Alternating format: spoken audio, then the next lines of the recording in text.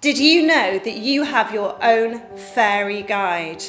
Yes, your fairy guide is directly linked to your zodiac sign.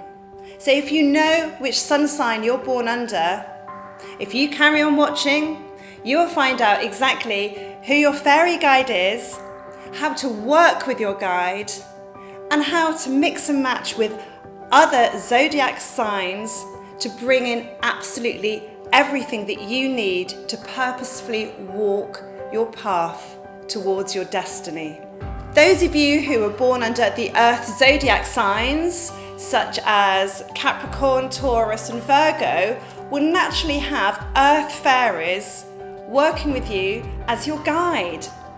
And they're the ones that help you feel grounded, they're very protecting, and you may find that you've got an affinity with working with herbs, working in the kitchen, gardening, really getting your hands dirty. Some of the earth elementals, the earth fairies you'll be familiar with, such as gnomes, they're the spirits who help toil the earth, help make it nutritious to help the plants and trees grow. Then they are dwarfs, they are the guardians of the rocks and the crystals. Other earth elementals are the dryads, who are the spirits of the trees, the nymphs, they're the fairies of the woods, flower fairies who look very similar to their actual wards, the flowers that they look after. And these nature spirits help everything grow. They help everything blossom and bloom. And when we connect to the earth elementals, the earth fairies, they help us to do exactly the same thing. They're all about nurturing, stability, prosperity, and we can call upon them in spell work or even in our mind to help us with any aspects to do with the earth functions. I'm going to introduce you now to the element of air, the air fairies. They're called the sylphs, and they're actually the easiest to see with a physical eye. Have you ever looked up into the sky and just seen in that space around, the space between everything, and suddenly tiny pinpricks of light can be seen? These are the sylphs of the air. These are the fairies of the air. And we can communicate with them through our mind. They blow communication and aspects of inspiration and aspiration through us, bringing us clarity of mind. So they can actually help us with meditation. They bring us new ideas, so be careful not to dismiss them.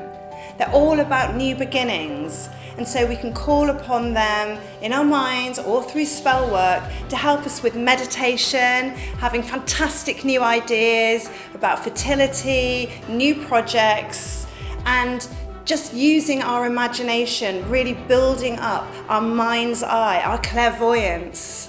They're wonderful to work with, and so you can hear them in the whisper of the breeze that rustles through the leaves of the trees. If you're an air sign, if you were born in Aquarius, Gemini or Libra, then the sylphs are your guardians, and so you'll find that you're probably very natural at imagining or dreaming big. So they'll help you in all those aspects. Sometimes though, air signs don't actually then take action on their dreams, and so it's very good to then work with the earth elementals, asking for their grounding and their stability to put something into action, because those who are born in the zodiac under the earth signs are those who are the workers, who are the grafters, not such dreamers as the air signs. So working in conjunction with each other, working with the fairies in that way, really helps us to bring about what our destiny is calling us to walk towards.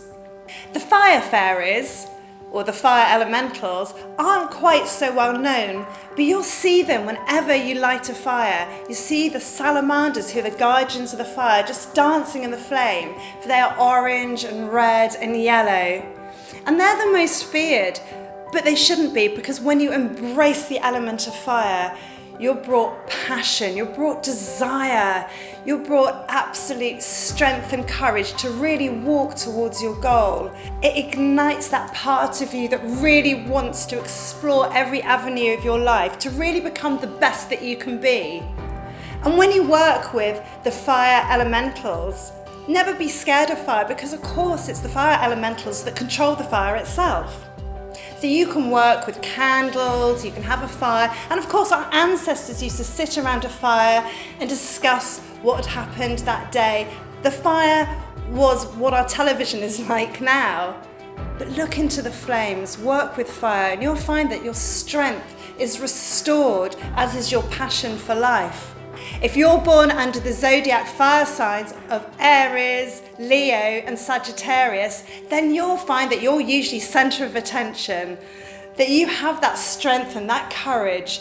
If you find that you haven't, then call upon the fire signs to actually help you with that, no matter what zodiac sign that you are. Of course, within the element of fire, we don't just have the salamanders, we can work with any other fire elementals, the fire fairies, including the energy of dragons and phoenixes, which will help to dissolve and transmute any fears and worries, helping you to transform. That's the wonderful beauty about fire. It's amazing when you work with it on a metaphysical basis.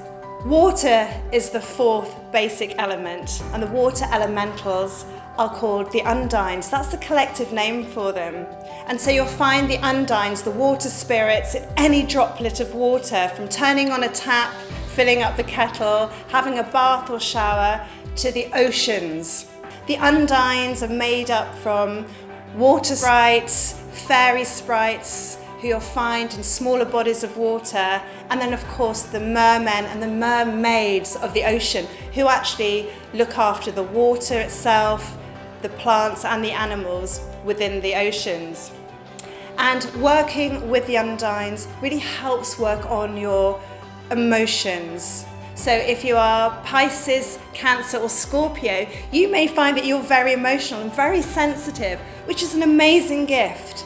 Because when you are sensitive and empathetic to other people, your heart chakra is wide open. So think of that as a whirling pool of water, just receiving the gift of sensitivity to actually then pour out to others.